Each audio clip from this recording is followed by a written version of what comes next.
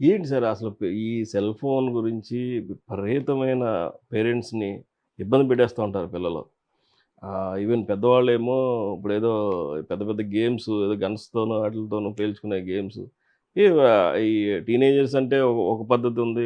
Above టీనేజర్స్‌కి ఒక situation కనపడుతుంది. ఇవన్నీ ఎలా కంట్రోల్ చేయాలి? పేరెంట్స్‌కి ఏమైనా సలహా ఇస్తారా? సో, ఖచ్చితంగా అండి. ఇది పేరెంట్స్ వల్లండి. అంటే దీంట్లో ఒక నేను పేరెంట్స్ క్లాసెస్ తీసుకునేటప్పుడు నేను ఒకటే చెప్తా ఉంటాను. ఏంటంటే, ఇంటిలో నేను ఎలా బిహేవ్ చేస్తున్నానో, నా కొడుకు కూడా అలాగే బిహేవ్ చేస్తాడు. నా కూతురు అలాగే బిహేవ్ చేస్తుంది. ఎలా అంటే దీనికి నేను ఎగ్జాంపుల్ కొన్ని యాక్టివిటీస్ కూడా పిల్లలతో పేరెంట్స్‌తో చేయిస్తా ఉంటాను. అంటే పేరెంట్ ఆఫీస్ నుంచి ఇంటికి రాగానే లేదా పని చేసుకొని ఇంటికి రాగానే ఫోన్ పట్టుకొని కాళ్ళు 2 టేబుల్ మీద పెట్టి ఫోన్ చూసుకుంటూ ఇష్టానుసారం ఉన్నాడనుకోండి అదే బిహేవియర్. దీన్నేమంటామంటే ఆహ్, ఇప్పుడేంటంటే పిల్లలు అరే! నువ్వు బాగా చదువుకుంటే చదువుకోడు. నువ్వు నీతిగా ఉండంటే ఉండడు. తండ్రి నీతిగా ఉంటే పిల్లవాడు నీతిగా ఉంటాడు. మా నాన్న ఇలా రూల్స్‌తో ఉన్నట్టుగా నేను ఉండాలి అనుకుంటాడు. తండ్రి కోపంగా ఉంటే పిల్లవాడు కోపంగా ఉంటాడు. తండ్రి నెమ్మదిగా ఉంటే పిల్లవాడు కూడా తండ్రి, తల్లి ఎవరైనా కావచ్చు ఇంట్లో. అంటే లెర్న్డ్ బిహేవియర్ ఎలా ఉంటుందంటే వాళ్ళు తల్లిదండ్రులు ఫస్ట్ ఇంట్లో చూసే నేర్చుకుంటారు. అంటే మీకు ఎగ్జాంపుల్ చెప్తాను. కొడుక్కి చెప్తున్నాడు తండ్రి, "అరే నాన్న నువ్వు ఐఏఎస్ ప్రిపేర్ అవ్వాలిరా! ఈ సమాజానికి ఉపయోగపడాలి. చాలా నీతిగా ఉండాలి" అని చెప్తున్నాడు. కానీ ఈయన ఆఫీస్ నుంచి రాగానే "ఏమే ఆ షర్ట్ పాకెట్‌లో 4000 ఉన్నాయి తీసి బీరువాలో పెట్టు. ఈరోజు ఒక ఫైల్ మీద సంతకం పెట్టడానికి ఆడు 10,000 అడిగితే 4,000 ఇచ్చాడు" అంటాడు. అప్పుడు పిల్లవాడు ఏం నేర్చుకుంటాడండి? యెస్. లంచ్ తీసుకోవాలనా? తీసుకోకూడదనా? ఖచ్చితంగా తీసుకోవాలండి. తీసుకోవాలని కాదండి. నాన్న 4,000 తీసుకున్నాడు 10,000 అడిగితే నేను 10,000 వసూలు చేస్తాను. అంటే ఇది ఏంటంటే పాపం నాన్న అమాయకుడు. నాన్న 4,000 డిమాండ్ చేసి పాపం 10,000 ఇంకో 6,000 గురించి టెన్షన్ పడుతున్నాడు. ఆ! కాబట్టి 4,000 కాదు. ఇంకో 10,000 తీసుకోవాలి. అవసరమైతే ఎక్కువ తీసుకోవాలని. ఇది వాళ్ళకేంటి సబ్‌కాన్షియస్ మైండ్‌లో పడిపోతాయండి. ఈ సబ్‌కాన్షియస్ మైండ్‌లో ఎప్పుడైతే పడిపోతాయో ఇప్పుడు నేను ఒక పుస్తకం తీసి చదువుకుంటున్నాను అనుకోండి. ఖచ్చితంగా మా అబ్బాయి పుస్తకం తీసి చదువుకుంటాడు. ఆన్‌లైన్‌లో ఒక బుక్ కొనుక్కుంటాడు. ఎందుకంటే చిన్నప్పటి నుంచి చూస్తాను. సో, అలాగే నేను ఫోన్‌లో చూసి లేకపోతే టీవీ చూసాననుకో వాడికి అదే అలవాటు. "రేయ్ బెదిరిస్తే నువ్వే టీవీ చూస్తావా నాకివ్వా" అంటాడు. నువ్వే ఫోన్ చూస్తావా నాకివ్వా" అంటాడు. అంటే మనం చేసేవి క్రీమ్స్ ఏమంటామంటే క్రీమ్ ఆర్ క్రైమ్ అంటా ఉంటాం.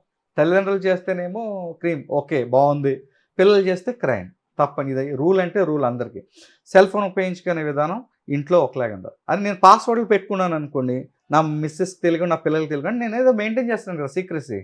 సో, కాబట్టి నా ఫోన్ పాస్వర్డ్ ఉండదు. అలా ఉంచేస్తాను. నా పిల్లలు యాక్సెస్ చేయొచ్చు, నా మిసెస్ యాక్సెస్ చేయొచ్చు, ఎవరైనా యాక్సెస్ చేయొచ్చు. వాళ్ళ ఫోన్‌లు కూడా నేను యాక్సెస్ చేయొచ్చు. అంటే వాళ్ళ ఫోన్‌లు అంటే నా పిల్లలకైతే ఫోన్‌లుండవు. పెద్దవాళ్ళు ఇంజినీరింగ్ చేస్తారు. పెద్దవాళ్ళు అయిపోయారు కాబట్టి వాళ్ళ దగ్గర ఉంటాయి. సో, ఇక్కడ నేనేంటంటే నేను తండ్రిగా నాకు నేను సీక్రెసీ మెయింటైన్ చేసి నాన్న ఏదో ఉంది, నాన్న దగ్గర ఏదో ఉంది, ఏదో చూడకూడనిది ఏదో ఉంది అనేది ఫీలింగ్ ఆడుకుంటది. సో, ఇలాంటియేంటంటే ఇంట్లో మన బిహేవియర్ సక్రమంగా ఉంటే పిల్లల బిహేవియర్ సక్రమంగా ఉంటుంది. అది ఫోన్ అయినా వేరే విషయం అయినా సరే. అంటే వాళ్ళని మంచి పిల్లల్ని అంటే వాళ్ళు ఇప్పుడు ఈరోజు నేను ఫోన్ యూజ్ చేయట్లేదు. వాళ్ళతో కూర్చొని వాళ్ళతో కూర్చొని చదువుకుంటున్నాను. హోంవర్క్ అని మా అమ్మాయితో కూర్చొని నేను పక్కన కూర్చొని పేపర్ చదువుకోవడం, ఇంకోటి చదువుకోవడం లేకపోతే తనకి హెల్ప్ చేయడం, బుక్ చదువుతాను. అప్పుడేమవుతది? నేను హెల్ప్‌ఫుల్‌గా ఉంటాను. అలాగని తను ఫోన్ చేస్తుంటే ఫోన్ చేసుకొని ఆ జబర్దస్తో లేకపోతే ఇంకోటి ఏదో చూసుకొని నేను గట్టిగా నవ్వుకుంటూ ఆళ్ళని డిస్టర్బ్ చేస్తా ఉంటే ఇదే పరిస్థితి చాలామంది పేరెంట్స్‌లో ఉంది. వాళ్ళు కూడా ఏం చేయలేం. వాళ్ళకేంటంటే రిలీఫ్ కావాలి. Stress immediate relief. ఈ సోషల్ మీడియా ఉంది. సోషల్ మీడియాని సోషల్ మీడియా చాలా డేంజర్ అండి. దయచేసి పిల్లల ముందు మనం ఉపయోగించకూడదు. ఎందుకంటే do's and don'ts it's compulsory. ఇది ఒక రూల్‌లో పెట్టుకోవాలి అంతే. ప్రతి ఇంటికి ఒక రూల్ ఉండాలి. ఆ రూల్‌లో ఇది మనం పాటించాలి.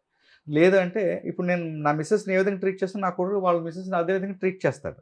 ఆవిడని హేవే, పోవే, రావే అంటే వాడు అలాగే చేస్తాడు. ఆడవాళ్ళ పట్ల వాడి దృక్పథం అలాగే ఉంటది. ఇది ఏంటంటే మనం షాప్స్‌లో కస్టమర్ రిలేషన్ అంటాం. యెస్. రాగానే చాలా గౌరవంగా చూస్తాం. మరి ఇంట్లో ఏం చేయం? ఇంట్లో కూడా ఎదురుంగా గౌరవంగానే చూడాలి. నేను నా మిసెస్‌ని గౌరవంగా చూడాలి. ఆవిడ మాటకు గౌరవం, ఆవిడ నాకు గౌరవం, నేను నా పిల్లలకి గౌరవం, నా పిల్లలు నాకు గౌరవం ఇవ్వాలి. సో, కస్టమర్ రిలేషనే కాదు, ఈ ఫ్యామిలీ రిలేషన్‌లో కూడా ఈ రెస్పెక్ట్ అనేది కావాలి. మనం చెప్తున్నాను కదా! ఇంట్లో మనం ఏ విధంగా ఉన్నామో అదే రిఫ్లెక్ట్ అవుతుందండి ఖచ్చితంగా. ఎస్పెషల్లీ ఫోన్ విషయంలో. సో, కాబట్టి ఖచ్చితంగా parents please you have to control your self. వాళ్ళు లేని సమయంలో దట్స్ అప్ టు యూ మీ ఇష్టం.